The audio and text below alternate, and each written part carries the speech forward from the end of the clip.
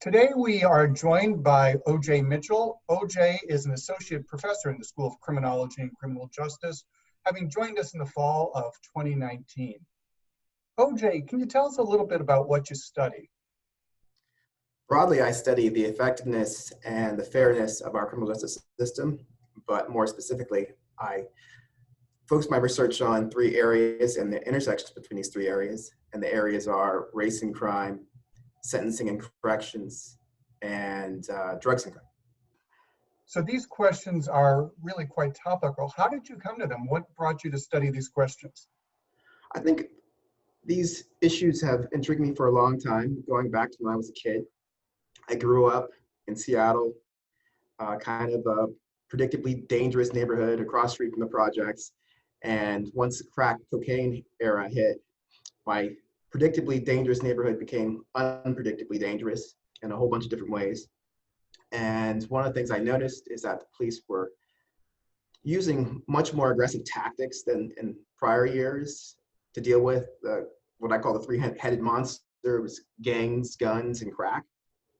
And I found the way the police were policing the community to be off-putting, and I wondered if there was a better way to deal with the three-headed monster.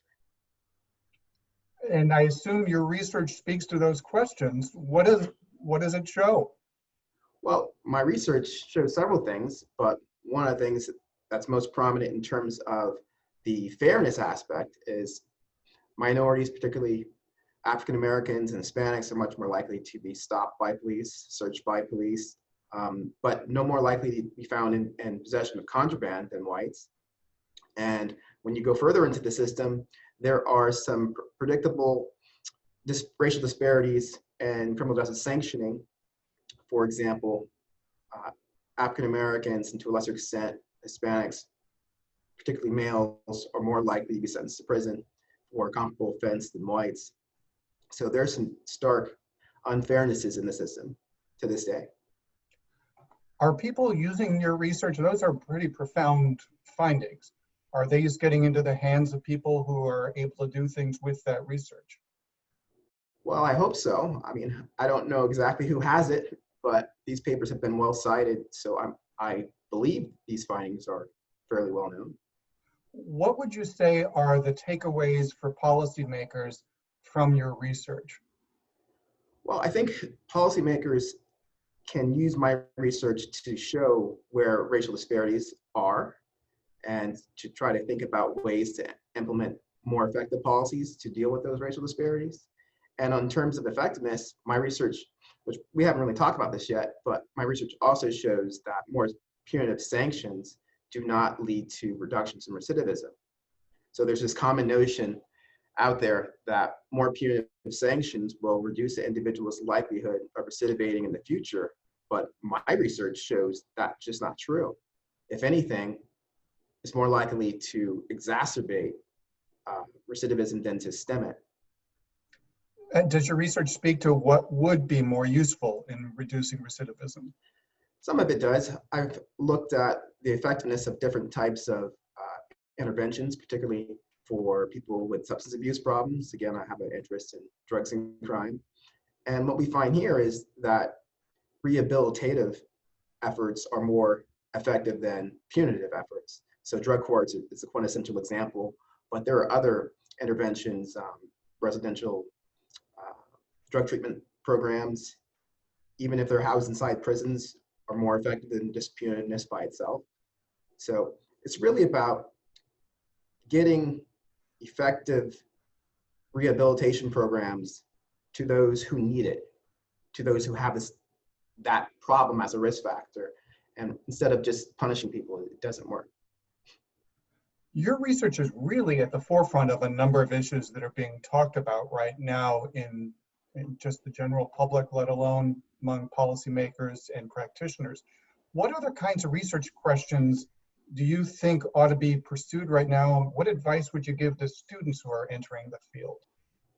Well, I think the really interesting issues are the ones that are popping up in these debates about criminal justice system, particularly policing going forward. People talking about defunding police. Well, that's an interesting idea. The question I always have is, what's going to replace the police, right? Are you going to get social workers more involved, mental health experts involved? So those kind of questions about alternative policies and their effectiveness and fairness are really the questions that I think should be at the forefront of every student's research agenda. Speaking of students, what's the best advice you ever got as a student, or what advice would you give students? I hesitate to give too much advice because all of my students are adults and they know their hopes and dreams and aspirations and capabilities better than I ever will. But if I could speak to my younger self and give myself some advice, I would say to them to really be aggressive about managing their time. It's really easy to spend too much time on tasks that aren't productive. Surfing the internet, for example, is a big time suck. So what I would recommend to students, and what I recommend to myself, my younger self, is to set goals, set deadlines and timelines, and try to meet those. And not just for big projects, but for every day. What's my goal for today? Here's how much time I think I can do it. Just schedule aggressively because it leads to greater productivity. Well, you're one of the most productive scholars I know. So I think that's excellent advice. One last question. I think a number of people wonder why it is or how it is that people choose to become professors. In your own case, why did you become a professor? Well, it's the natural environment for me to pursue my curiosity about the criminal justice system, particularly thinking about ways to improve it. And not only that, one of the ways to improve it is to first show where its flaws are. So my research in some ways shows where the flaws are and how we can improve. I couldn't think of a more suitable position for my interests. And we are delighted that you are taking those energies and directing them to those questions and that you're doing it at Arizona State. OJ, thanks so much for visiting with us today. Thanks for having me.